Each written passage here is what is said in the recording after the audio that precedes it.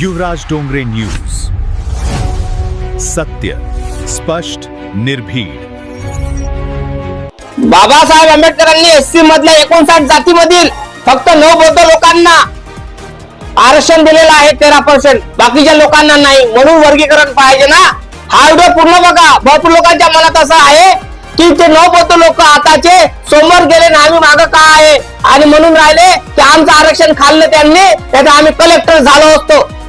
असे video comment viral आहेत। त्या लोकांना माझं एकच म्हणणं आहे, हा व्हिडिओ पूर्ण बघा आणि नेमकं बाबासाहेब आंबेडकरांनी आरक्षण कोणाला दिलं, की 9 बौद्ध लोकांना दिलं, ते मागचे महार लोकांना दिलं, एससी वर्गामधील जे 59 जाती आहे त्या लोकांना दिलं। काय आहे नेमकं, खरं की खोटं, नक्की कमेंट करून सांगा आणि हा व्हिडिओ सविस्तर बघा।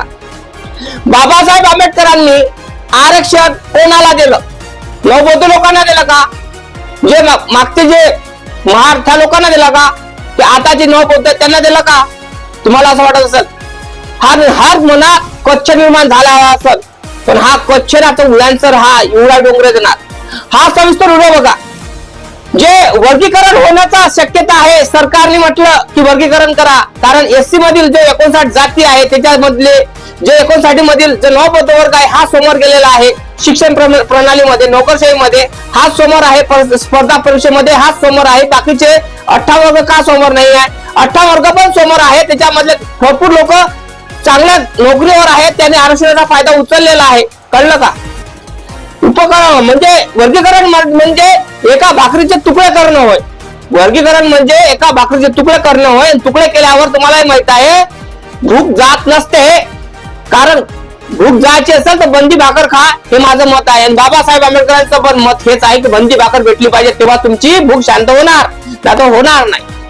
पण सरकारचं मत आहे की वर्गीकरण झालं पाहिजे, कारण वर्गीकरणाच्या माग मातंग समाज जास्त लागलेला आहे। त्यांना असं वाटते की वर्गीकरण एससी मधून झालं पाहिजे। तर माझं एकच म्हणणं आहे, ठीक आहे, वर्गीकरण झालं काय होणार आहे हे सांगा मला। आरक्षण दिलं कशासाठी आहे? आरक्षण कशासाठी लागतं, कुठं लागतं, हे महत्वाचं आहे ना। हे महत्वाचं असते तेव्हा तुमच्या डोक्यामध्ये काही ना काही घुसलं असतं, तेव्हाच म्हटलं असतं तुम्ही नाही वर्गीकरण काही गरज नाहीये।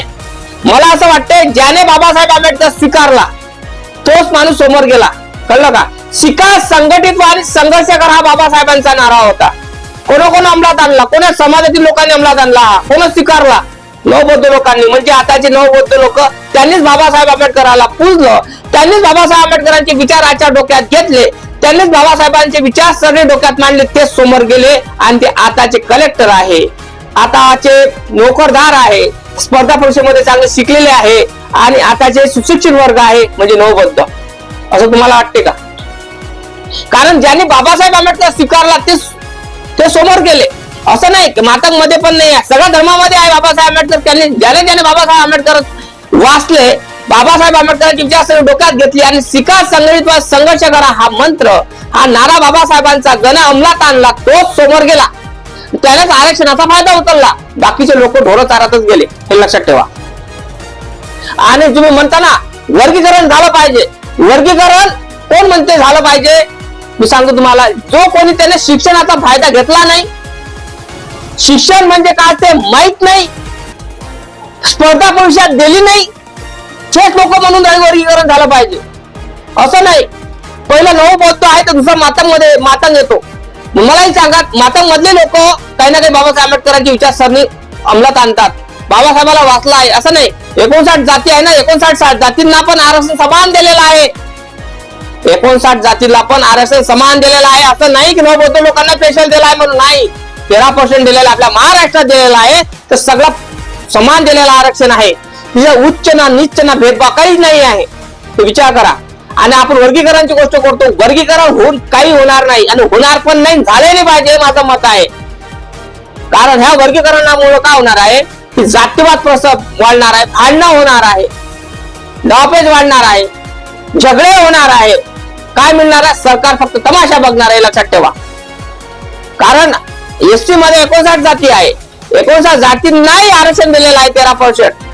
जे लोक शिकेल ते लोक स्पर्धा परीक्षा देणार, जे लोकांना असं वाटतं की नाही शिक्षणात आपल्याला काही ना काही पैलू मिळणार आहे, आपल्याला फायदा आहे, तेच लोक बाबासाहेबाला अंमलात आणणार। जो बाबासाहेब आंबेडकर वाचले, ज्याने बाबासाहेब आंबेडकर लिहिले, ज्याने बाबासाहेब आंबेडकर अंमलात आणले तेच मोठे अधिकारी झाले, त्यांनीच आरक्षणाचा फायदा उचलला. भरपूर लोक असे आहेत की त्यांनी बाबासाहेब स्वीकारला नाही अजून, बाबासाहेबांचा फोटो त्यांच्या घरी नाही, त्यांचे पुस्तकं घरी नाही त्यांचे. विचार करा तुम्ही. हे बाबासाहेब आंबेडकरांचं फक्त त्यांना आरक्षण पाहिजे, बाबासाहेब आंबेडकर चलत नाही लोकांना. कोवळ्या पण सत्य आहे, सत्यला परिस्थिती सांगत आहे मी तुम्हाला. जे एससी प्रवर्गातील लोक आहे ना, त्यांनी पण अजून बाबासाहेब आंबेडकर स्वीकारला नाही. बाबासाहेब आंबेडकरांची विचारसरणी काय हे पण अजून अंमलात आणली नाही, आणि म्हणून करायला वर्गीकरण झालं पाहिजे. म्हणते नाही का, भीमा तुझ्या नगरीत मावळे फिरू लागले, तुझ्या कष्टाच्या भाकरीवरी कावळे चरू लागले. हे शब्द आहे, हे शब्द खरोखरच आहे. मग विचार करा तुम्ही. म्हणजे बाबासाहेब आंबेडकरांनी आरक्षण दिलं, कशासाठी दिलं? शिक्षणासाठी दिलं, आपल्याला भवितव्यासाठी दिलं. कारण आरक्षण गरजेचं कुठं आहे? आपल्याला शिक्षणाच्या ठिकाणी आहे, नोकरीच्या ठिकाणी आहे. आणि तुम्ही नोकरीसाठी तुम्ही प्लॅन करत नसाल, नोकरीसाठी तुम्ही काही ना काही करत नसाल, झडत नसाल, शिक्षणासाठी तुम्ही झडत नसाल, फक्त ढोळा बकऱ्याच्या मागत लागत असाल आणि म्हणत वर्गीकरण पाहिजे. वर्गीकरण करून काय भेटणार आहे? काही भेटणार नाही. आणि सरकारला असं वाटते काही समाजातील लोक मागं आहे आणि नवबौद्ध सोबत गेलेले. कारण नवबौद्ध सोबत जाण्याचा कारण हेतू आहे की त्यांनी बाबासाहेब आंबेडकर वाचला, बाबासाहेब आंबेडकर स्वीकारला, बाबासाहेब आंबेडकरचे काय विचारसरणी ते अंमलात आणले, त्या कारणामुळे ते लोक समोर गेलेले आहेत. असं नाही.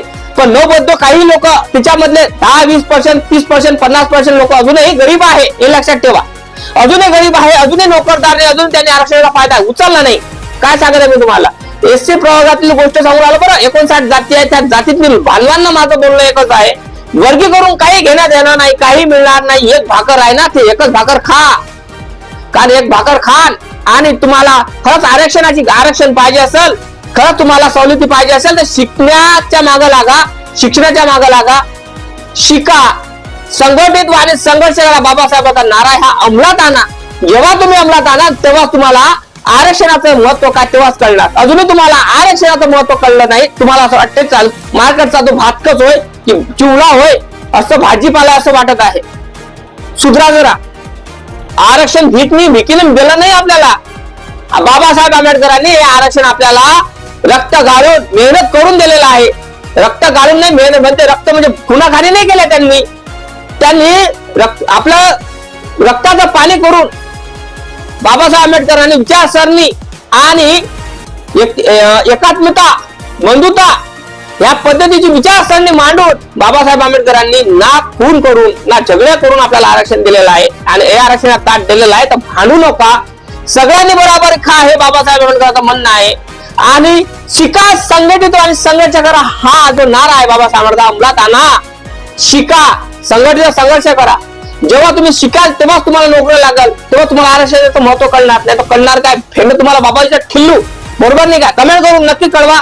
खरंच वर्गीकरण झालं पाहिजे का? वर्गीकरण करून काय भेटणार? नक्की कमेंट करून सांगा. जय भीम, जय शिवराय, जय जवान, जय संविधान.